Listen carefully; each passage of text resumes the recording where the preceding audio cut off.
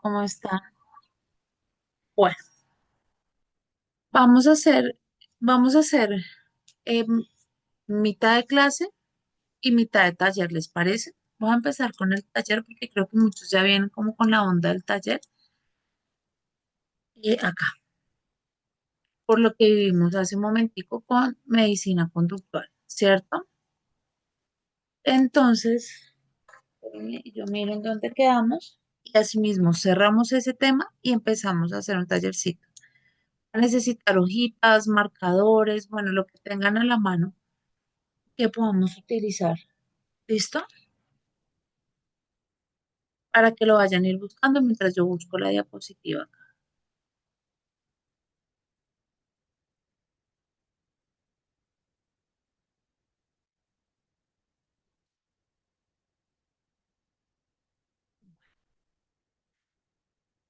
La idea es que hoy conozcamos como una adaptación, ¿m? A un taller de duelo y tanatología de los cuales yo de pronto en algún momento he practicado con mis consultantes, sea uno a uno o sea en grupo. ¿M? Hay unas técnicas muy bonitas también de resignificación, por ejemplo, la que les explicaba un poco del tejido y demás, que era con la prenda de un ser querido hacer algo, ¿no? De pronto acá en Colombia en algún momento, o yo pregunté en algún momento, el, para hacer un oso. Entonces toman la prenda de la persona y como que hacen el osito con la prenda de la persona. Entonces eso es muy resignificativo, ¿no? Porque finalmente uno como que la recuerda o logra recordar a la persona desde algo como muy, muy bonito, muy de niños.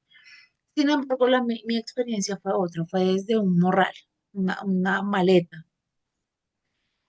Entonces, hicimos en algún momento un taller muy bonito sobre eso, ¿no?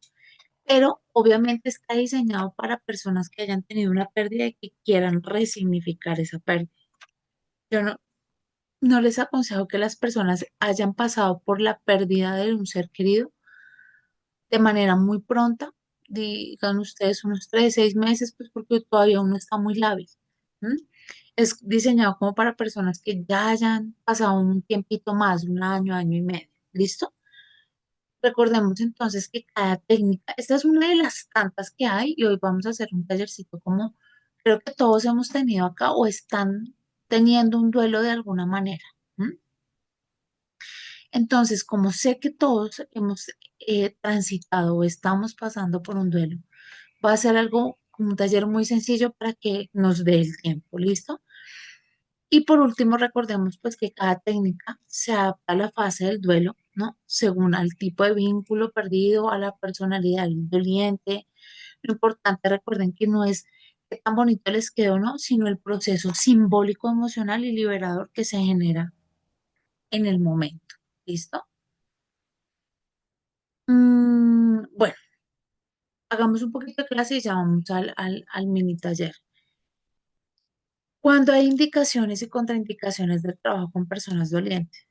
Entonces, cuando acompañamos a alguien en el proceso de duelo, desde la psicología, la tanatología o la arteterapia, la idea es que no basta con tener buenas intenciones. Por eso les decía, por ejemplo, con este taller que les hice el comentario, vengan, que la persona que no haya perdido hace muy poco el ser querido. ¿M? Porque por hacer un taller de esos, de pronto yo no resignifico y lo que voy a hacer es más daño. ¿M? Entonces hay que tener mucho cuidado con eso. Si yo veo que es crucial saber cuándo intervenir, cómo hacerlo, cuándo es mejor no intervenir o derivar a otro profesional, eso me hace a mí ético.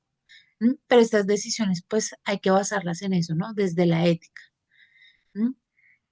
Bueno, indicaciones para intervenir en el proceso de duelo, ¿no? Son señales, circunstancias que permiten o me van a sugerir que es adecuado acompañar al doliente con intervenciones terapéuticas o arte terapéuticas. Entonces, primero, que la persona desee ser acompañada.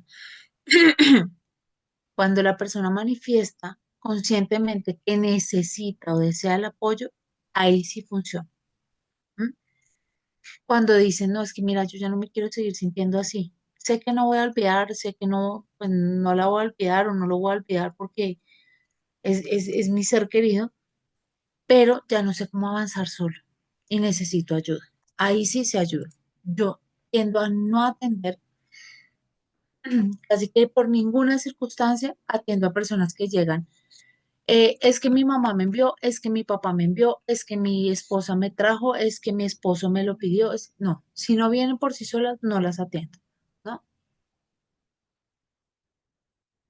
Porque no van a estar abiertas a y no van a querer trabajar en. Entonces, si no, por más buena vendedora que pueda ser de mi producto, que en este caso son mis terapias, es ético decir, no, no estás preparado y date tu tiempo y tranquilo, yo te espero. ¿M? Presencia de síntomas emocionales persistentes. Entonces hay una tristeza muy profunda, apatía, ansiedad o insomnio que va a persistir más allá de las primeras semanas o meses tras la pérdida, ¿no?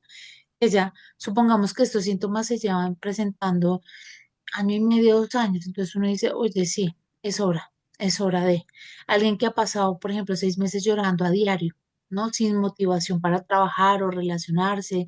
Ya en el trabajo está que le dicen, no, sabes qué, vete porque no te podemos tener así todo el tiempo llorando y demás, ¿no? Ahí hay que empezar a mirar si se atiende o no. Cuando hay dificultad para expresar emociones, cuando hay un bloqueo emocional que no me impide, o sea, que me impide verbalizar, no me deja verbalizar el dolor. ¿M? Entonces son esas personas, es más peligroso una persona que dice no puedo llorar, aunque me siento así súper desbastado, a la persona que llega llorando. ¿Listo? En los duelos complicados o traumáticos, ¿no? Estos se relacionan con pérdidas inesperadas, ¿no? De un momento a otro, situaciones muy violentas, difíciles de comprender, que era un poco lo que hablábamos del suicidio, la muerte de un hijo, por accidentes, etcétera. ¿M? Una madre que perdió a su hijo en un accidente y siente culpa o rabia intensa es un duelo complicado, es un duelo traumático. Y hay que manejar las dos cosas. Alguien ayer me preguntaba sobre un caso así. Hay que manejar las dos cosas. A mí se me olvidado decir, porque hay que manejar el trauma, ¿no? De esa situación y de lo que se vivió, pero también hay que manejar el duelo. ¿M? Entonces, porque eso complica más el duelo de esta persona. Vale, Juan Pablo. Entonces, es bien complicado, hay que saberlo manejar. ¿Listo? Hay que manejar el trauma y junto con el trauma el duelo. Si se pueden hacer las dos, pues yo les envío actividades para las dos, la verdad. ¿Listo? Entonces trato de hacerlo así. Ay, perdón. Eh, Quinta, la necesidad de resignificar o encontrar sentido, ¿no? Cuando el doliente está en búsqueda de una nueva narrativa, ¿m? O de un nuevo significado en su vida tras la pérdida. Por ejemplo, el hecho de decir, mira, es que no entiendo por qué pasó esto. Necesito encontrar un propósito a toda esta situación. Ah, cuando dicen eso, venga, vamos a empezar a trabajar. ¿M? Esas son como las indicaciones, ¿no? Que hay que mantener. Las contraindicaciones, cuando no es recomendable intervenir directamente. Hay momentos en los que es mejor no realizar actividades profundas o simbólicas, o incluso derivar a otro especialista, psiquiatría, terapeuta clínico y demás. Porque hay cositas, era un poco lo que les decía, era un poco lo que les decía anteriormente de las personas que me llegan con él, porque los traen. No, no, así no funciona. Y la persona realmente no hace su proceso, o lo hacen y lo hacen a medias. Entonces, así no funciona. ¿M? Y hay cosas que uno ya se da cuenta que uno dice, uy, no, este taller no te va a servir. Y hay que ser sinceros, miren, a mí a veces me daba como un poquito de pena decirle a algún consultante, sabes que yo no te puedo atender. Porque yo decía, que falta de todo, ¿cómo no lo voy a atender? Pero en algún momento me llegó una señora que le había enviado su hija a consulta Y hablábamos y hablábamos, yo la miraba y yo le decía, su merced quiere estar, ya hubo un punto en el que ya le pregunté tantas cosas, pero ella era, miren, era sentada en la sillita en el consultorio, uno tiene las sillas y los sofacitos y uno se sienta y habla y bueno, se sentó en la silla más minúscula que había en el bendito consultorio, en una esquina. Y prácticamente era sí, no, y sí, no, y sí, no, y llegó por fibromialgia. Y le digo yo, ¿su merced quiere hacer este proceso? Y me dice, no, es que mi hija me envió. Ok, llamo a la hija, le dije, no pierdas el tiempo ni el dinero. Cuando tu mamá necesite y quiera hacer el proceso, acá voy a estar. De lo contrario, no. ¿Listo? En el caso del duelo, lo que les decía, cuando el duelo es muy reciente, ¿no? Que todavía se está como en esa fase de shock o negación intensa, es mejor no hacer esto. O sea, no hacer talleres como muy profundos, muy simbólicos, muy de resignificación, no, porque ellos están en pleno shock. ¿M? Los primeros días o las primeras semanas, las personas pues no van a tener, no van a estar disponibles emocionalmente. ¿M? Y no pueden hablar de eso, sienten que no ha pasado, están en plena negación, entonces no es cero recomendable hacerlo, hacer algún taller o algún tipo de intervención arte terapéutica desde unas actividades profundas, simbólicas, divinas, no, es mejor no hacerlo. ¿M? Cuando está muy reciente. Ya después las cosas cambian, ¿no? Cuando hay presencia de trastornos mentales agudos, episodios psicóticos, una depresión muy severa con riesgo suicida, trastornos disociativos, por ejemplo, alguien que ha tenido alucinaciones auditivas relacionadas con la persona fallecida y eso, es mejor no hacerlo, porque podemos generar un brote psicótico aún mayor. ¿Listo? Ay, Evilacio, yo no te había leído, espérame un segundo y ya te la muestro.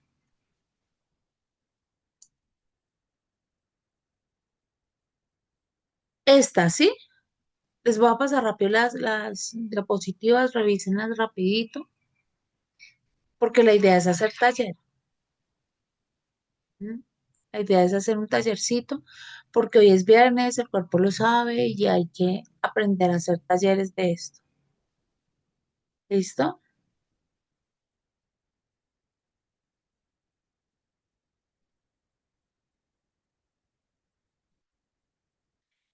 La negación activa del proceso, ¿no? Si la persona se encuentra en ese estado de defensa o negación muy rígido, cualquier intento de intervención va a ser invasivo o no va a o le va a generar más angustia. Entonces, al generarle más angustia, no va a querer saber nada del proceso. Eh, pues es que, bueno, Erika me dice buenas noches. Hola Eri, ¿cómo estás? Si en el caso de una mamá lleve a su hija de 9 años, ¿qué se debe hacer? Claro, en el caso de los chiquitos, muchas veces los remiten desde el colegio, los lleva la mamá, ya te digo, Ale. Entonces, está bien, o sea, uno, es más fácil que el niño de pronto en un ambiente de juego, de relajación, de tranquilidad, haga las cosas. Pero, por ejemplo, si, ya te digo, si es un adulto y no quiere, no hay que hacerlo, ¿no? Simplemente hay que decirle, pues, no, cuando estés preparado, vienes y hablamos. ¿M? ¿Cuánto de tiempo? Uy, yo creo que después del año, Ale, realmente. ¿Por qué después del año? Porque ya ese año que hablábamos un poco tan fuerte, ¿no? Que sea ese primer año que sea tan fuerte, en el que hay recuerdos de todo tipo. Hoy justo atendí a una paciente que me decía es que tuvo una ruptura amorosa. Y me decía es que hace un año empezó todo, ¿no? Y se le veía además una mujer como tan en su puesto, tan... Es que hasta el llanto de la chica es de una decencia, de una delicadeza. Y ella me decía, es que hace un año empezó todo. Hace un año nos enamoramos, hace un año. Entonces uno dice, sí, va a pasar. Y me decía, es que tengo flashbacks de pronto de una actividad que hay que hacer en septiembre y entonces el cerebro como que me lleva a ese episodio de septiembre. de septiembre del año pasado, cuando estaban juntos, con ta, ta, ta, ta, ta, ta. Entonces, yo prefiero que este tipo de actividades, o sea, esas actividades muy profundas, ¿no? De resignificación y eso sí se hagan después del año. De pronto, actividades como el diario, ese sí se puede hacer, sí, de dos, un mes. Entonces uno empieza a trabajar con ellos así. ¿M? Pero esas actividades de algo muy profundo es resignificación después del año. ¿Listo, Ale? Profe, le tengo un comentario respecto a referir personas. Dime, ¿cómo así? O sea, dime, Vilacio, escríbeme y te leo, ¿sí? Profe, yo estoy atendiendo desde hace unos meses a una joven por otro motivo de consulta y hace un mes tuvo una pérdida de su bebé. Entonces no sé si trabajar lo del duelo o seguir con el motivo de consulta. Hazle los dos, ¿no? Pero ponle como lo del bebé muy desde que ella escriba, revísale, por ejemplo, cuando te llega a consulta, los primeros minutos de consulta, ven cómo te has sentido, cómo has sentido la pérdida estos días, has tenido algún tipo de sueño, ¿m? Que te cuente cómo la ha transitado, ¿no? Cuando uno pierde los bebés tiende a tener esos sueños como, es que me soñé con él, es que soñé que era una niña, soñé que era un niño, soñé que no sé qué. Déjala que hable, que se exprese, se exprese, se exprese, se exprese. Más adelante, cuando tú ya la veas mucho mejor, si le haces un tallercito así bien de resignificación, ¿no? Que le ponga un nombre, de pronto lo que puede servir hoy, en este momento que es tan reciente, escritura, Mónica, mucha escritura, más que los dibujos, más que, o bueno, los dibujos sí, pero desde cómo te sientes hoy, cómo te ves hoy, cómo con tu pérdida. No, quiero dibujar, listo, dale. Quiero pintar, listo, dale. ¿Mm? Eh, Como en el material te queda ciertos tallercitos, revísalos, chismoséatelos y a ver con cuál tú sientes que, oye, sí, según el motivo de consulta y ahí vas trabajando dos o tres cositas porque yo lo tiendo a hacer así y funciona muy bien. ¿Listo? Evilacio, cuéntame, ¿cuál es tu comentario respecto a referir personas?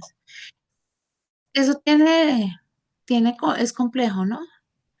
Yo dicto cursos en el área de crecimiento personal y hay personas que no quieren ir al psicólogo o psiquiatras, ujú, ya que dicen que no están locos y se abren inicialmente al coaching y yo sí, les recomiendo. Mira, Vilacio, que esto del coaching, yo no tengo nada contra los coaches, pero siento también que hay ciertas complicidades dentro con el coaching, ¿no? Como que mi coach es como mi cómplice, ¿no? Entonces es más práctico que verlo a uno con una bata, diciéndole tú cómo te sientes y te va a medicar, y, ¿sí me entiendes? Sí. Hay todavía muchos tabúes y mitos alrededor de la psicología y de la psiquiatría. ¿M? No es fácil entrar, no es fácil porque uno se siente que está loco, que no puede, bueno, un montón de cosas. Sin embargo, hay cositas que se pueden manejar muy bien, ¿no? Yo trato de que eso sea como la hora de chicas en las que, o de chicos con los que hablamos, nos reímos, pero eso también depende mucho del psicólogo. Ahora, hay otro mito que a mí me ha llamado poderosamente la atención y que no corresponde a lo que hacemos en consulta. Eh, Alguna vez alguien me dijo, es que a mí ningún psicólogo ni ningún psiquiatra me arregló la vida. La vida la arreglas tú. La vida no, yo no te puedo arreglar la vida. Te puedo dar herramientas, ¿no? Para que tú mismo arregles tu vida y arregles tu maleta y la maleta deje de pesar, ¿no? Pero con lo que tienes. Pero yo no puedo mover un dedo sin antes tú hacerlo. Entonces, hay que explicarle a la gente eso. Si no quieren ir, no hay que obligarlos. ¿No? ¿Por qué no? No, no, no, se pierde el dinero y se pierde el tiempo. Sí, es mejor que asistan al profesional respectivo, pero si hay esos tabúes y esas cosas, lo máximo que uno puede decir, pues prueba una sesión. Si no te gusta, pues no vuelves. ¿M? Pero es también de probar. ¿no? Porque muchas veces uno llega al psicólogo y dice, oye, me sentí súper bien. Entonces ya uno cambia como esa perspectiva de que son los psicólogos y los psiquiatras, ¿no? Hay psiquiatras también maravillosos. Imagínate tener una sesión con una Marian Rojas Estapé. Dices, yo creo que es el sueño, porque ella es una psiquiatra muy completa. No es que se casó con 20 pastas y te da una. No, no, ella es muy completa. Entonces es buenísimo, ¿no? Recomendarles también como las cositas básicas, ejercicio, buena alimentación y demás. Eso funciona también muy bien para la salud mental. Y bueno, todo lo que tiene que ver con el intestino, que creo que próximamente vamos a sacar diplomado de psiconutrición o de nutrición consciente para que lo vean conmigo. ¿Listo? Negación del proceso. Ya sabemos que cuando está activa, es mejor no abordar. Simplemente ahí es como acompañamos, como el ejemplo que nos colocaba su compañera, de esa paciente que tiene que lleva un mesecito de haber perdido al bebé. Es escúchala, acompáñala. Si hay silencios, que hay silencios incómodos dentro de terapia, pero que hay que sostenerlos. O sea, un silencio a veces es más importante que mil palabras que de pronto no tienen el sentido que uno espera. ¿Listo?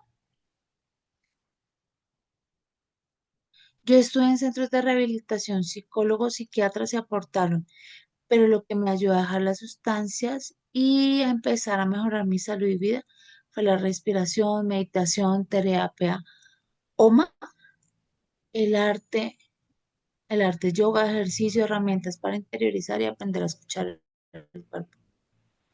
Y Juan Pablo, o sea, terapia OMA, ok, no la había escuchado, qué chévere, voy a revisarla porque sí está interesante.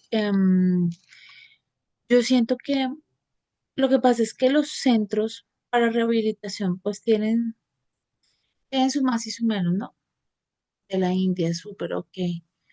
Tienen su más y su menos y son como muy complejas, ¿no? Es el fuego, ok. Esos centros son complejos, entonces, eh, pero cuando a uno le toca, no cuando a uno le toca, cuando uno toma la decisión de tener un proceso de rehabilitación, la mejor parte para desintoxicarse sí es o sea, lo mejor que uno puede hacer es institucionalizarse. ¿M? Ya después, cuando uno descubre otras cosas que le sientan mejor y con las que se sienta más cercano, ahí uno lo mantiene. ¿Listo? Contraindicaciones, ¿no? La falta de vínculo terapéutico. Si no hay ese clima de confianza, el trabajo simbólico puede sentirse forzado o poco ético. Entonces, hay veces las personas llegan al taller por presión familiar, pero no quieren, pero bueno, y no quieren participar realmente. Y uno les ve el desagrado, les ve Entonces ahí uno tiene que ser muy sincero, mira, ¿sabes qué? Yo siento que esto está siendo forzado. Y los procesos terapéuticos, personales, este tipo de procesos, es mejor no hacerlos así. ¿M? Si quieres tranquilo, ve, descansa y luego hablamos. Y uno no se daña el taller y no le daña el taller a la persona. Porque finalmente pueden haber cosas muy bonitas, pero que la persona no va a aprovechar, entonces no vale la pena. ¿M? Situaciones de riesgo o violencia activa, por ejemplo, entonces pérdidas ocurridas en contextos de abuso, amenazas, inseguridad o violencia, pues no resuelta, es complejo. Si yo veo que llega mi tallerista y llega con, no sé, con su carita inflamada, morada, hay cierta sospecha de abuso o amenazas, no. De una vez, pues obviamente yo hago el denuncio y el proceso y toda la cosa, pero es mejor que no hagan este tipo de talleres porque están en otro mood, están en otro modo, entonces no va a funcionar. ¿M?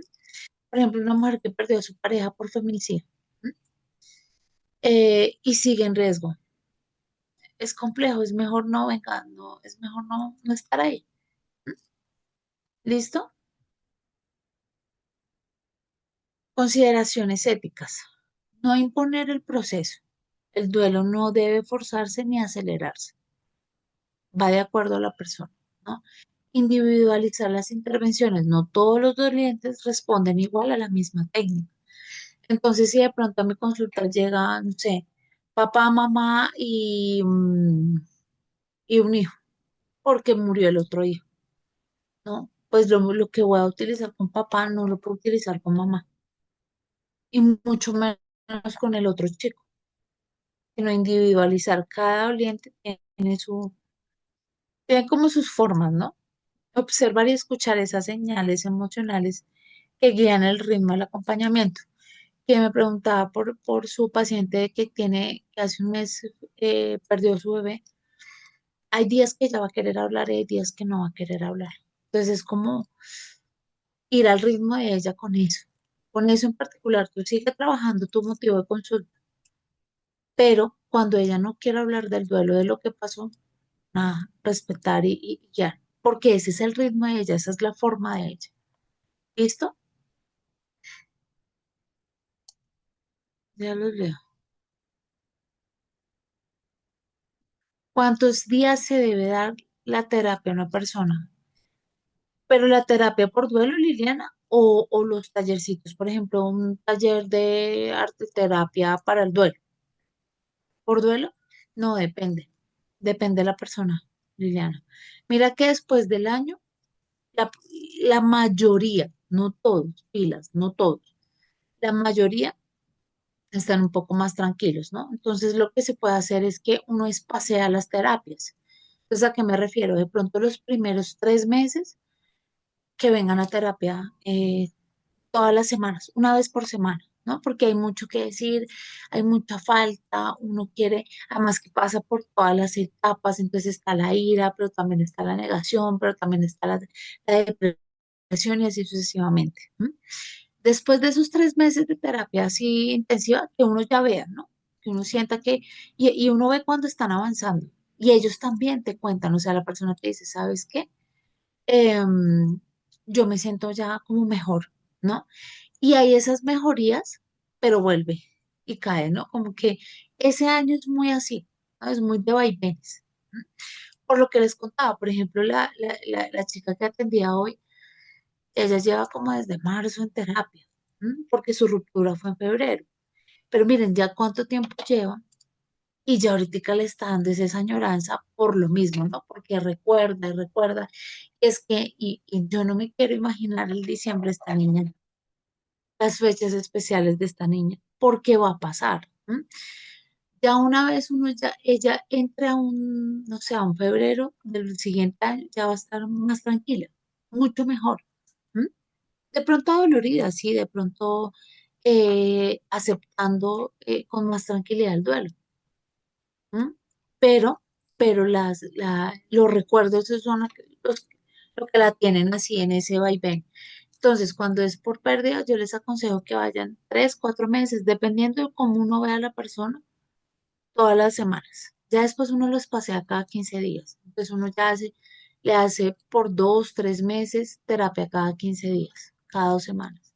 Y se sienten mucho mejor y uno les ve la mejoría. Y después, o antesitos de que cumpla el año, uno ya lo empieza a espaciar una vez al mes,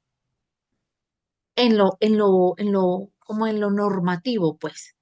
¿M? Pero si hay algo que sube y baja y que va y viene, pues entonces ya es como el ritmo de la persona, ¿no? Pero más o menos yo lo tengo estipulado así. Cuando a mí me llegan por un motivo de consulta preciso y exacto, más o menos yo le doy entre 8 a 12 sesiones, para todo el mundo, entre comillas. Que ya yo vea algo más que hay que trabajar, inmediatamente le digo, mira, esto no se te van a ir 8 a 12 sesiones, se te van a ir más porque encontré esto, ¿no? Tal condicionamiento, tal cosa, manejemos esto, manejemos lo otro, se te van a ir un poco más. La persona decide si acepta o no. ¿M? Por separación, depende también, Erika. Depende porque por separación, más o menos a los 6 meses, uno ya empieza a respirar con más calma. ¿M? Pero hay gente que no, hay gente que se tarda un poquito más, unos 8 meses. O hay gente que a los 3 meses ya está respirando un poco mejor, más tranquilo. ¿M? También eso depende cómo se separaron, ¿sabes, Erika? Porque no es lo mismo que yo me separe de una persona que me tenía ya. hasta la coronilla con la que yo ya no quería estar, que abusaba, que era grosera, que, bueno, tantas cosas que se pueden presentar, ¿no? Entonces ya cuando yo estoy con una persona así, como que uno tiende a hacer el duelo anticipado, entonces cuando ya se separa, está mucho más tranquilo. ¿M? Dentro de las separaciones, eh, pero si ya está pidiendo ayuda, lleva 2 meses, no, de una, hay que ayudar. Mira que hay duelos, no sé cómo sea este duelo de separación que tú me estás refiriendo, pero por ejemplo hay duelos en los que la persona antes de ya pide ayuda, o sea, pide ayuda para tomar la decisión y para irse, ¿m? Y para hacer su proceso. Hay otras que de pronto se separaron por cosas inesperadas, ¿no? Llega la pareja de un día para otro y oye, ¿sabes qué? Gracias, pero no, me voy. Entonces, esos duelos, cuando todo ha sido normal, bonito, decente, bien, y llega la persona y dice, no, chao, gracias, esos duelos son más complejos, porque dejan muchas preguntas en la persona. Preguntas que, como pueden tener una respuesta, puede que nunca la tenga. Y eso cae muy mal, pero muy mal. ¿M? Cae tan mal que esa persona puede durar en ese bucle unos 2 meses, perfectamente, preguntándose por qué me hizo esto, pero por qué, si estábamos bien, pero por qué. Incluso como el cerebro no sabe de dignidad, pues vuelve y lo busca y venga y dígame por qué, pero usted por qué está diciendo eso, pero usted por qué está hablando de eso. ¿Sí me entiendes? Entonces, depende. Pero si ya está pidiendo ayuda, no, ya hay que dársela de una, sin pensarlo, porque ya lo está sintiendo, ya está sintiendo que no está bien. Y eso es buenísimo porque ya tenemos la mitad del trabajo hecho, porque quiere hacerlo.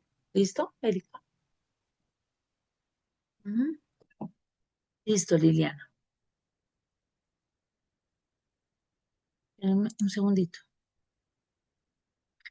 ¿Cuándo en arteterapia está indicado y cuándo está contraindicado? Está indicado cuando la persona puede usar el arte como una vía segura para expresarse. Hay personas que no les gusta y está bien y sienten que se manejan mejor hablando, ¿no? Entonces está perfecto. Cuando es contraindicado, si el proceso creativo despierta una emocionalidad que no puede ser contenida en ese momento. Cuando yo veo que mi paciente no lo puedo contener, hombre, paro ahí, trato de hacer primeros auxilios psicológicos, calmar a la persona, recomendarle la terapia y dejar hasta ahí. ¿M? Porque eso es abrir, a veces uno abre unas cajas de Pandora que se vuelven complicadas y hay que llevar poco a poco. Dentro del cierre reflexivo con lluvia de palabras, ¿no? Lo que el arte me permitió decir. Entonces, esta es una técnica de cierre emocional y simbólico, ¿no? Que en talleres de arte terapia o espacios terapéuticos creativos funciona muy bien. ¿Listo? Consiste en invitar a los participantes a nombrar en una palabra o frase breve aquello que el proceso artístico, ¿no? Les permite expresar, descubrir, liberar o nombrar durante la experiencia vivencial. ¿Listo? Por eso se llama así, lluvia de palabras. ¿Listo? Entonces, es una forma de cerrar esos espacios de manera más consciente, ¿no? Dar sentido al proceso vivido, reforzar el valor simbólico del arte como ese canal de expresión emocional, favorecer la integración del aprendizaje emocional. ¿Listo? ¿Cómo se realiza? Entonces acá se los doy como punto por punto. Si hoy no alcanzamos a hacer taller, si el lunes hacemos tallercito, ¿listo?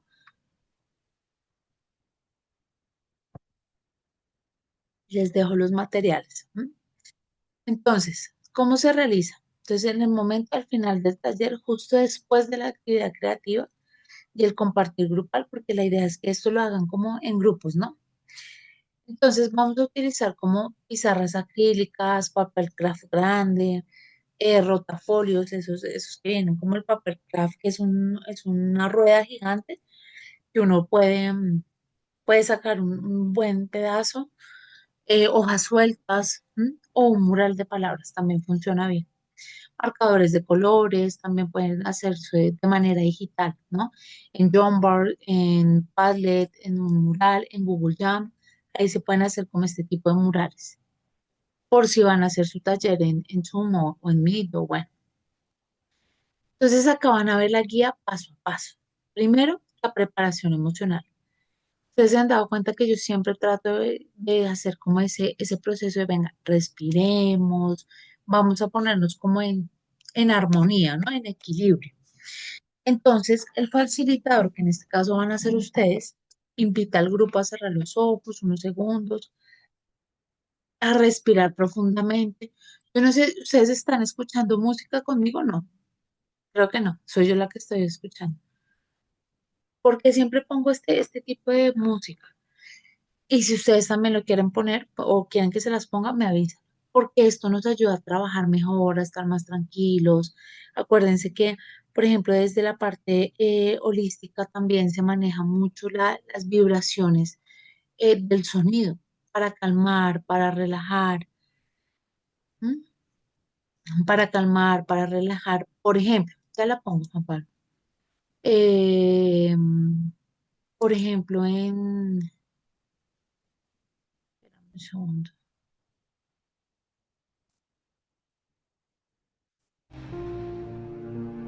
Sí, sí, escuchan la música para que ustedes también trabajen más tranquilos.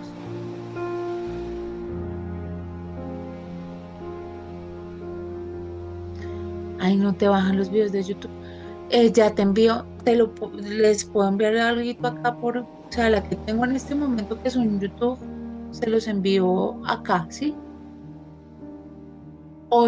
Saben que les voy a dejar una lista, ¿no? De música para trabajar, música para no sé qué, y ahí en su material ustedes lo descargan y ahí la tienen. Ahí les voy a poner, se los voy a dejar en un Word para que sea fácil de que copien y peguen y hagan.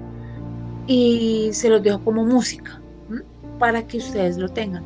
Porque miren, chicos, la parte, yo pues con varias cositas holísticas y herramientas holísticas que me parecen maravillosas, una de ellas es los sonidos, la parte musical, porque esa música, esas vibraciones, sí logran calmarlo a uno. ¿M? Era un poco lo que les contaba binaurales, sí, funcionan muy bien. Hay otros sonidos como el ponopono, bueno, ese tipo de terapias que funcionan también muy bien. Hay otra que es, sí, según la frecuencia que se graba. Hay uno que sí, ay, es que se me olvidó el nombre de este instrumento. El diapasón, ¿conocen el diapasón? Que es como ¿cómo decirlo? Es como un trinche, por así decirlo, es un trinche y uno lo golpea y él suena y él tiene una vibración. ¿M? Entonces, en terapias holísticas, ese diapasón funciona muy bien.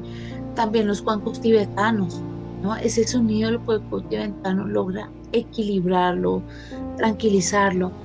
Otro que funciona muy bien son las campanas de las iglesias, ¿m? Porque logra esa vibración de la campana que trae la iglesia, logra calmar, relajar, hasta sanar, inclusive reducir los, mm, los niveles de dolor. Por eso es que en ciertos lugares ustedes van a ver una iglesia y al frente un hospital, ¿m? Porque al tocar la campana relajaban a los enfermos. ¿M?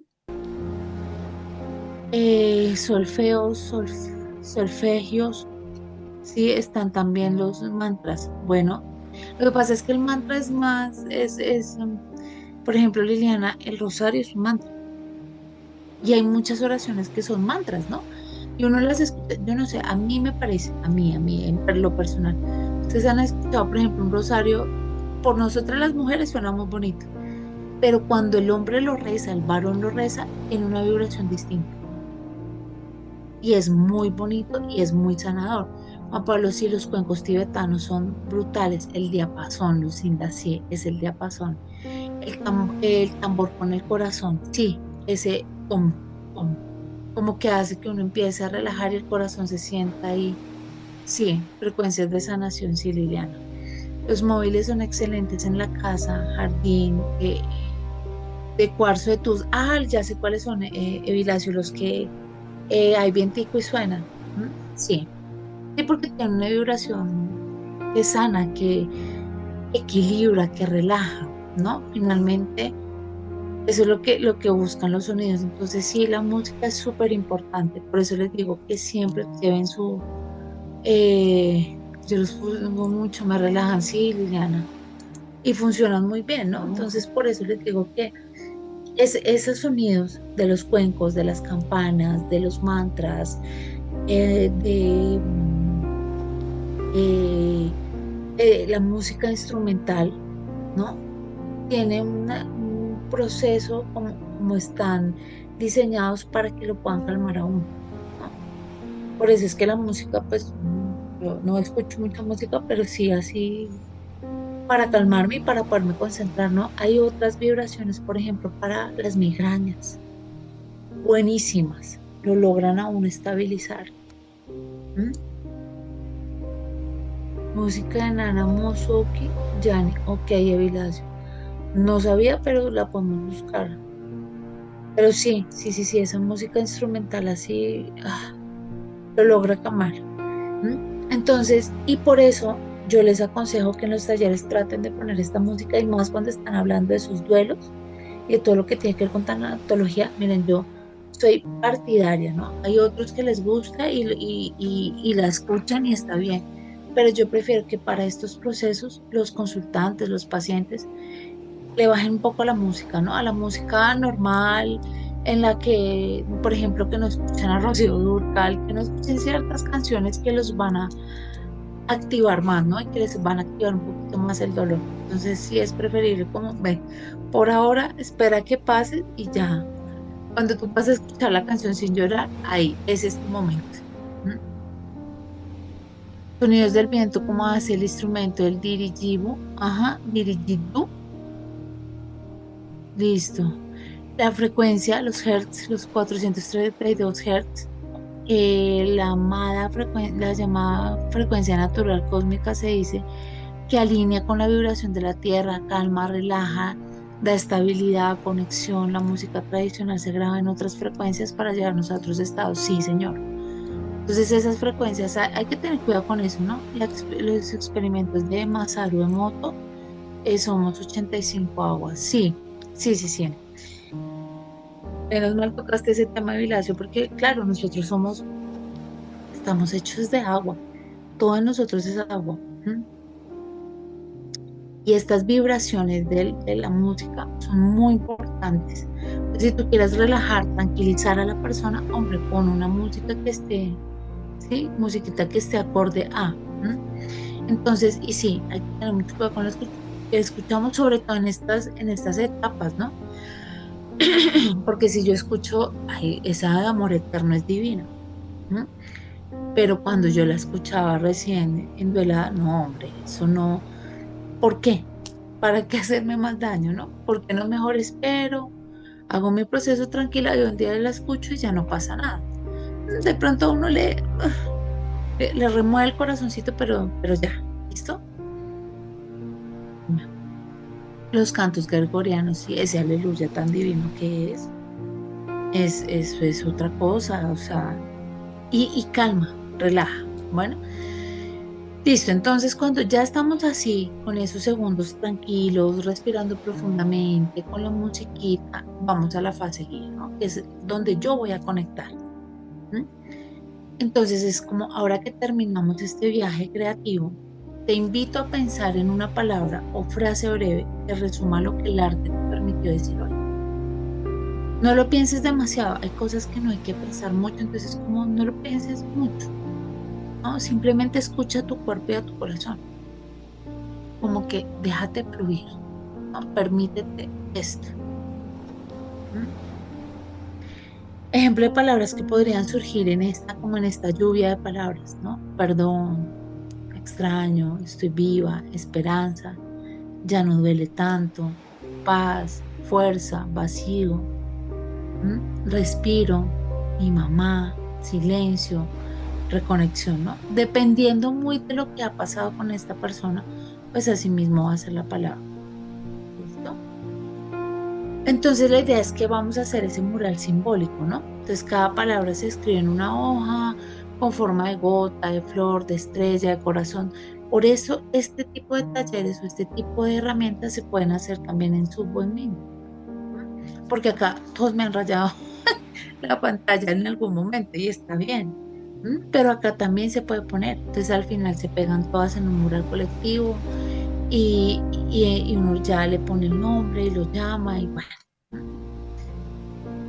Las variaciones posibles, entonces podemos hacerlo con versos colectivos, ¿no? Con las palabras se puede formar un pequeño poema improvisado con ayuda del grupo, también se puede hacer audio, video, ¿no?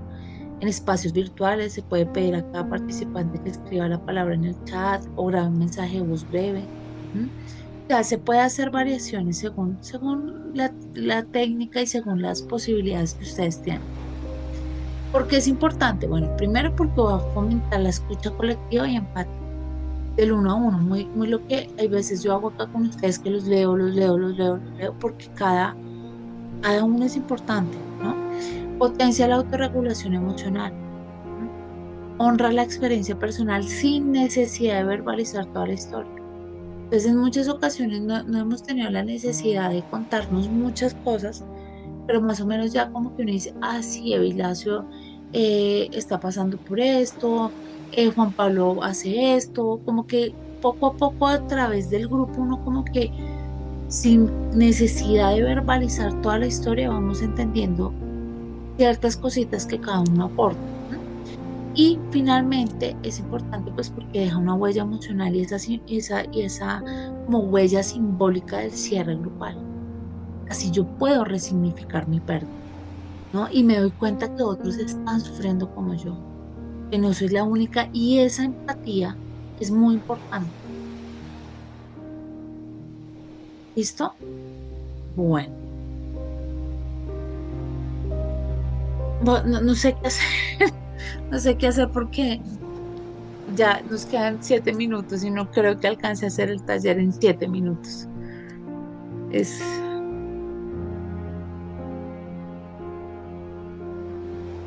el Padre Nuestro en arameo es, sí, miren que Oglis nos dice, mi madre con dolor crónico se calmó y durmió toda la noche cuando se la puse el Padre Nuestro en arameo. De verdad es una frecuencia muy alta. Mm. Sí, no, Erika, mañana no tenemos clase, acuérdate que mañana es sábado, el lunes hacemos el taller. Miren que hay un silenciamiento, se llama. También se los voy a dejar ahí un segundo y se los voy a dejar ¿cómo es que se llama? En toda donde está el material, en su material. Porque sí es muy importante que ustedes también tengan, ¿dónde está esto? Ya, que ustedes también tengan la posibilidad de ver otros tipos eh, de relajación, de sonidos relajantes. Hay Whoa. uno que What's se that? I just llama built a budgeting app in Base 44. Los silenciamientos del padre Larrañaga, que creo que se los he dicho. Él utiliza, y la voz de él, como es hombre, Hi. como era Maybe I hombre, just built an app. la Impossible. voz de él You're es gonna muy kill. distinta y entonces logra calmarlo a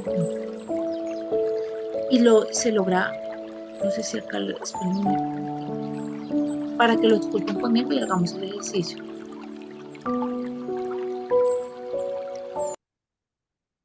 Y es muy interesante. Este se demora 6 minutos, todo lo que nos queda de clase. Entonces vamos a hacerlo. Hagan el pequeño silenciamiento. Sentarse en una posición cómoda. Cuerpo y cabeza rectos. Respirar bien. Levantar los hombros y dejarlos caer 3 veces enérgicamente.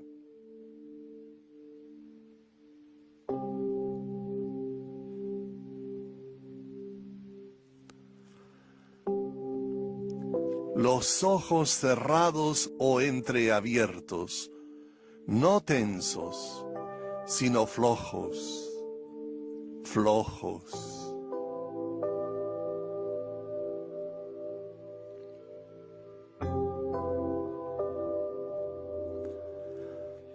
Inspirar por la nariz, aspirando cuanto aire se pueda, no ruidosa, sino suave. Bueno, chicos, ahí les envié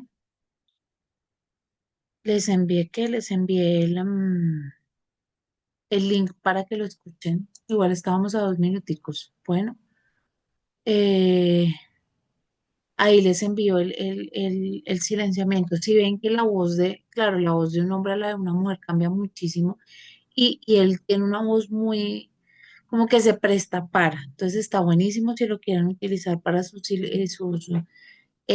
procesos de equilibrio, de tranquilidad y demás. Ahí está, ¿no? Ahí se los envía para que lo escuchen en el fin de semana, que sea como su tareita, entre comillas, y me cuentan, ¿listo?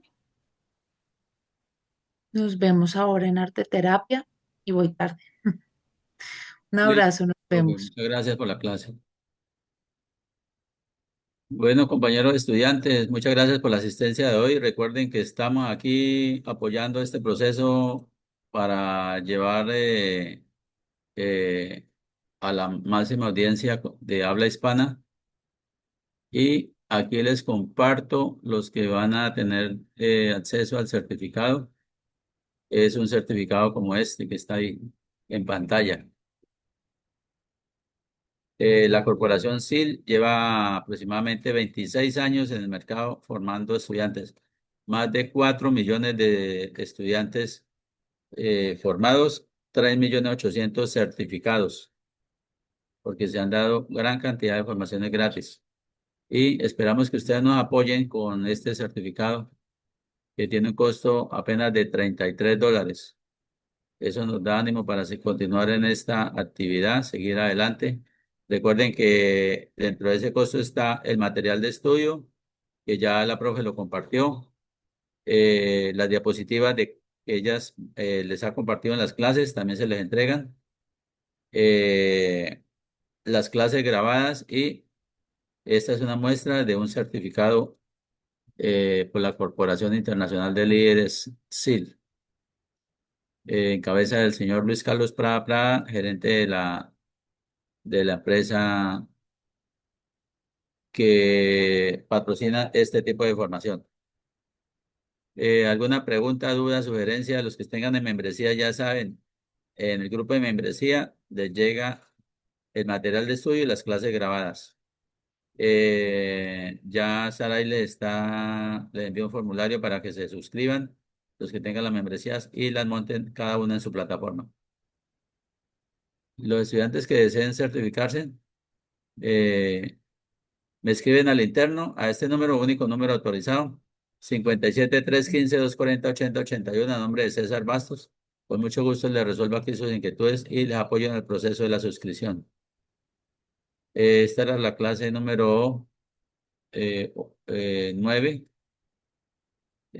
La otra semana prácticamente nos quedan 9 y terminaríamos ¿el qué? El 15, el próximo, de ese lunes en 8.